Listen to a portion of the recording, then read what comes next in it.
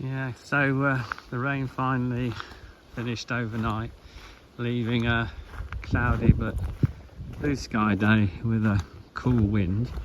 So I thought I'd take a hike, make the most of the cool weather for hiking rather than the heat of the previous two ones.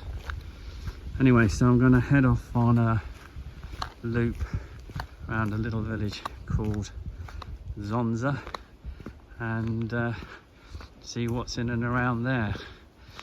I think a bit of it's going to be on a road and then the rest on hiking paths, and there is apparently an issue about crossing a particular stream, whether the bridge has been repaired and put in place or not, so that may mean a diversion of some sorts.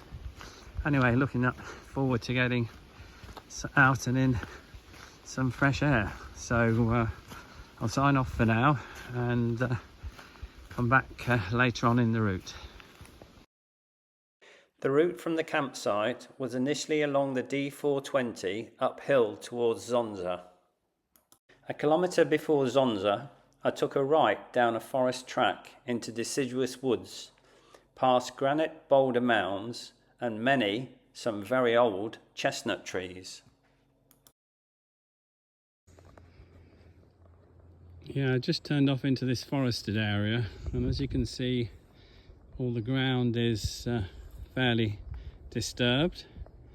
Evidence of many wild pigs rooting for roots and other nuts underneath the surface. And so the question here is that the bridge that used to be over this river, just at this point here, has been washed away in a storm. So the question is, can I get across? And the answer is, yes, I did. And didn't get any wet feet. The next photo will explain how.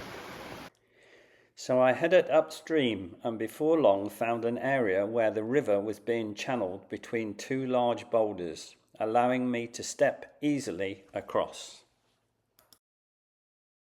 I then continued on through the woods, stepping over a fire salamander along my path before climbing out of the woods and onto the D420 towards Quenza.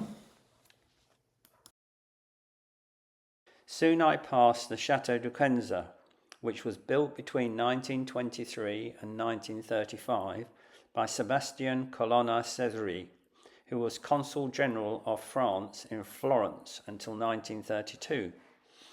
By 2020, the castle needed to be completely restored because it was on the verge of collapse.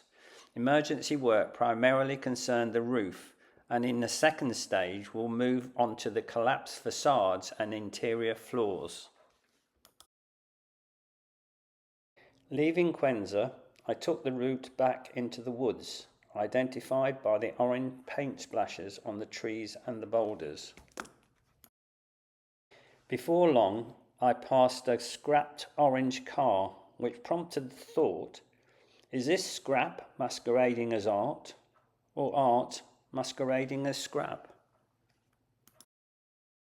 So I'm continuing on this wide track of a road through the forest, but it's funny that as you look around it just feels like typical English countryside, and I have to keep reminding myself that I'm in Corsica. However, that thought soon disappeared as the track became more challenging and sometimes pretty tricky to navigate. Well, come across, I don't know if it's the same river, but maybe it's a similar river anyway, which is much bigger than the previous river. And I'm wondering how I'm going to get across this, because it looks quite wide.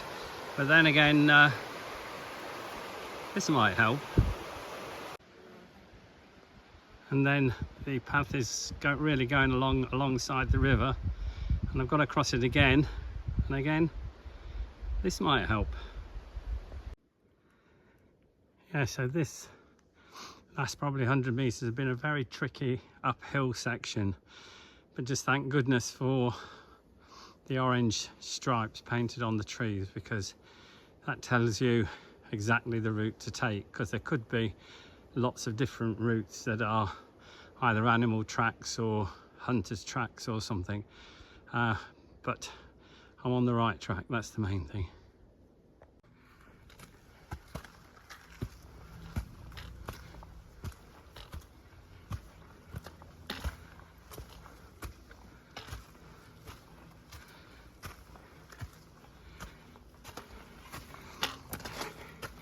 Yeah, you can see this section has just been carved out of the rock by the water running down. Feeling fit, I decided to add an extension to the nearby Cucuruzzo and Capula archaeological sites and the Chappelle San Lorenzu, which dated back to the Roman period. All that remains now is a heap of ruins. A small chapel was built, partly from materials from the original chapel, a few meters from the ruins. The Castello do Cucuruzzo is a remarkable Bronze Age site which represents an important fortified Tyrian complex dating from the 2nd millennium BC. This building is one of 20 or so castelli discovered on Corsica, mainly in the south. These landmarks, used as control posts, also functioned as a refuge and for community food storage, all arranged within a granite boulder chaos. Normally one would need 2 hours to take the extension and investigate the site fully, but I needed to complete it in an hour as time was pressing. Returning to the route brought a tiring uphill section, then downhill across and alongside a small river, before several energy-sapping uphill and downhill sections with a final walk uphill into Zonza along the D268. Here I passed a small roadside museum commemorating the 8th of September 1943, when the Front National launched an attack against the occupying forces, and after 4 weeks of fighting, the enemy was finally driven out of Corsica and thereby became the first liberated department of France of the Second World War. At the local spa, I picked up some provisions, including a paella royale for dinner.